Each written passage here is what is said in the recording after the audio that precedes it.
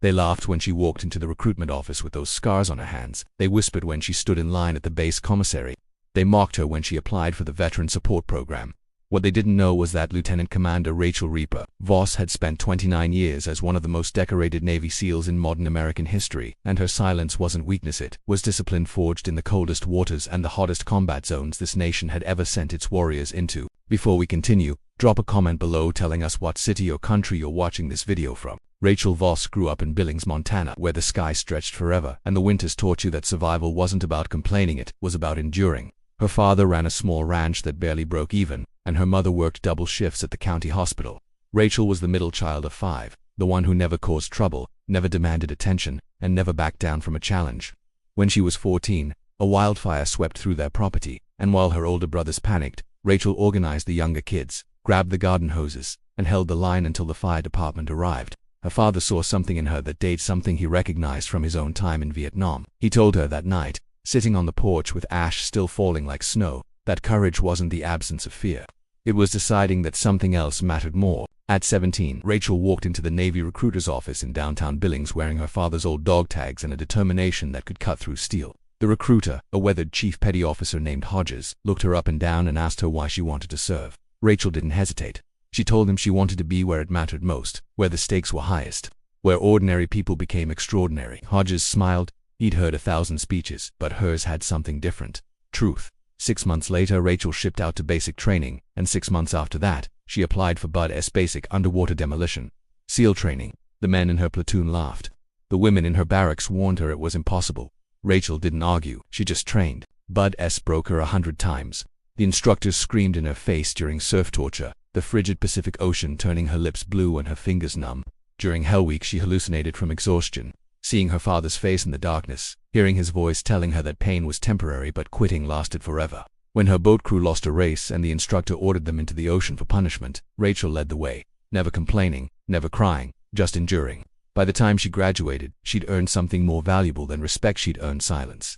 The kind of silence that comes when there's nothing left to prove. She was assigned to SEAL Team 3, and for the next 29 years, Rachel Voss became a ghost, operating in places the public would never hear about, executing missions that would never be declassified, saving lives that would never know her name. She deployed to Afghanistan during the height of the war, running reconnaissance missions in the Hindu Kush Mountains where the air was thin and the Taliban fighters were ruthless. She learned to shoot with precision that bordered on supernatural, earning the Calcine Reaper not because she loved killing, but because when she pulled the trigger, it meant someone else would live. During one operation in Helmand Province, the team was pinned down by enemy fire in a compound with no exits. Rachel climbed to the roof under darkness, set up her rifle, and held off an advancing force for 40 minutes while her team extracted civilians trapped inside. She took fire that night. Shrapnel from an RPG tore through her left hand, shattering bones and leaving scars that would never fully heal. She didn't scream. She switched hands and kept shooting.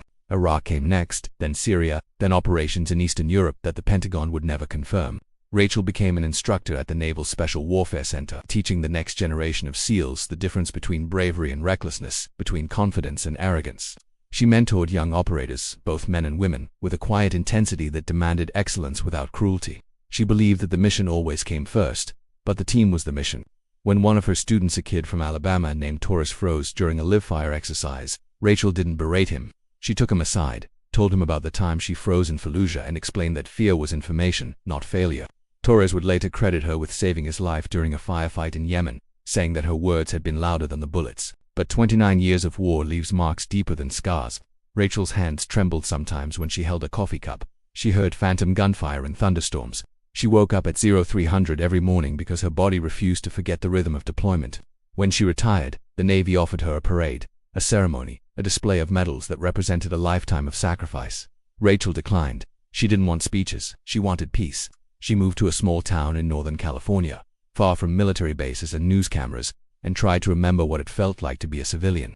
It was harder than any mission she'd ever run. The local community didn't know her. She was just another middle-aged woman with scars on her hands and a limp in her left leg from an old parachute landing gone wrong. She shopped at the farmer's market, volunteered at the animal shelter, and spent her evenings reading on a porch overlooking the forest. But anonymity has a cost. People made assumptions. At the grocery store, a young man in line behind her made a joke about her rough hands, asking if she'd been digging ditches. Rachel smiled politely and said nothing. At the hardware store, a clerk commented on the way she moved, asking if she'd hurt herself doing yard work. Rachel nodded and bought her supplies. She wasn't offended. She understood that civilians couldn't know what they'd never experienced. But sometimes, late at night, she wondered if silence was still discipline or if it had become something else, erasure. Everything changed on a cold November morning when Rachel walked into the Regional Veterans Affairs office to apply for disability benefits related to her hand injury and the chronic pain in her knee.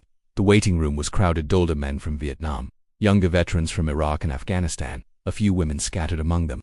Rachel signed in at the front desk and took a seat near the back, content to wait her turn in quiet anonymity. Across the room, 3 men in their early 30s sat clustered together, wearing surplus military jackets and talking loudly about their own service. One of them, a stocky guy with a buzz cut and a smug grin, noticed Rachel and nudged his friends. "Check it out," he said, loud enough for half the room to hear. Another one, trying to claim she served his friends, snickered. Rachel didn't look up from the magazine she was pretending to read. "Bet she was a cook or some admin clerk," the second one added. "Probably never left the States." The third one, emboldened by his friend's laughter, stood up and walked toward Rachel. He stopped a few feet away, hands in his pockets, smirking. "Hey lady," he said. "What did you do in the service? File paperwork, make coffee?" Rachel looked up slowly, her gray-blue eyes calm and unreadable. "I did my job," she said quietly. "Your job," the man repeated mockingly.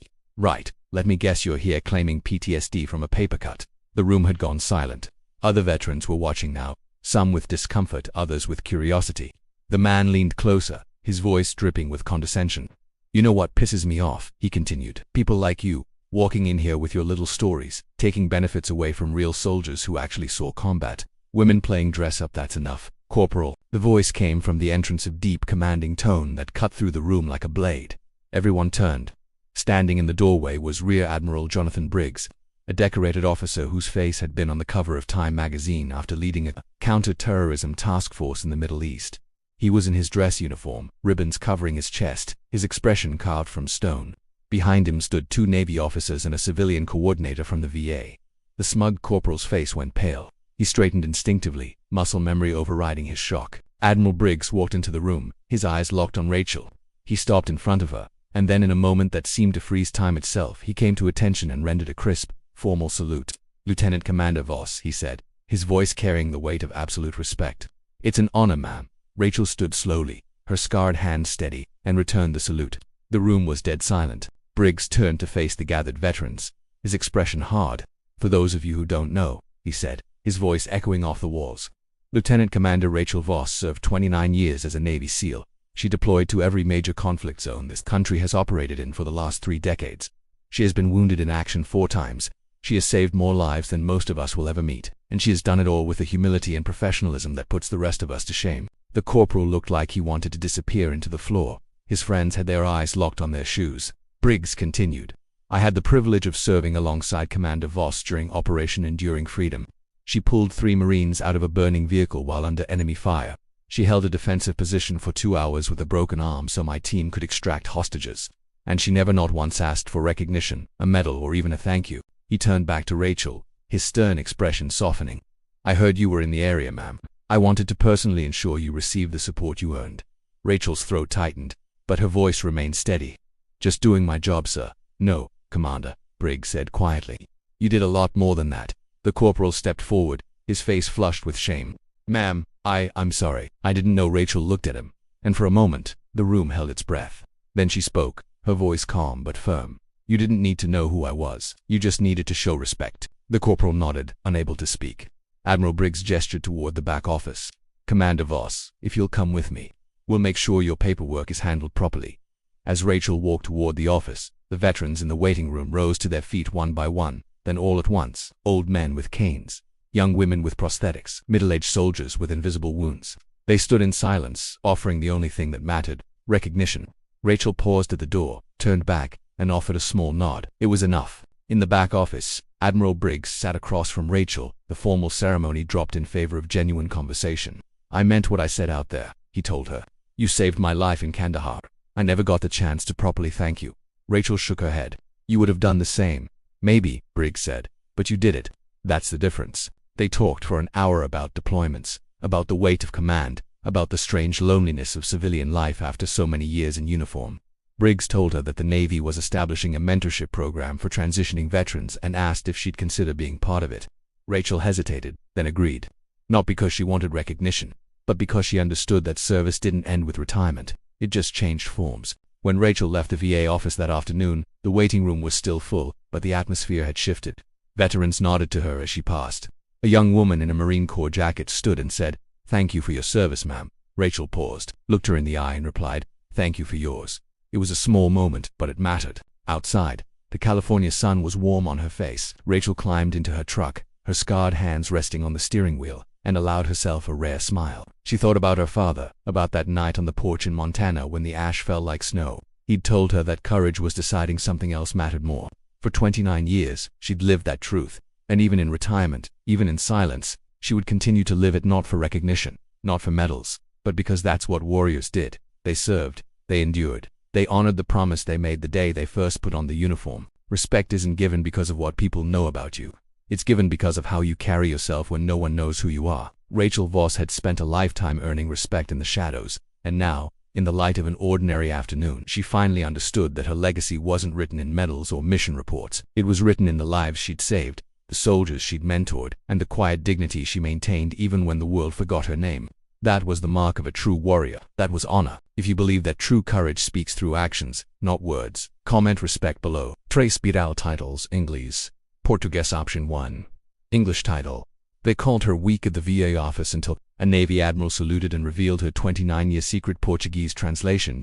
Ela deferia aqui a no escritório de veteranos, até almirante fazer continência e revelar seu segredo de 29 anos. Option 2. English title. Soldiers mocked the scarred woman. Then the admiral walked in and everyone froze in shock. Portuguese translation. Soldados zombaram da mulher com cicatrizes, até o almirante entrar e todos congelar em choque. Option 3. English title. She sat quietly while they laughed, until a 3-star admiral said her name and revealed the truth. Portuguese translation. Ela ficou quieta enquanto riam, até almirante 3 estrelas dizer. Su nome e revelar, a verdade short description. A retired Navy SEAL with 29 years of elite service faces mockery at a VA office until a high-ranking admiral reveals her legendary combat record, and the room falls into stunned silence. A powerful story about hidden heroes and earned respect.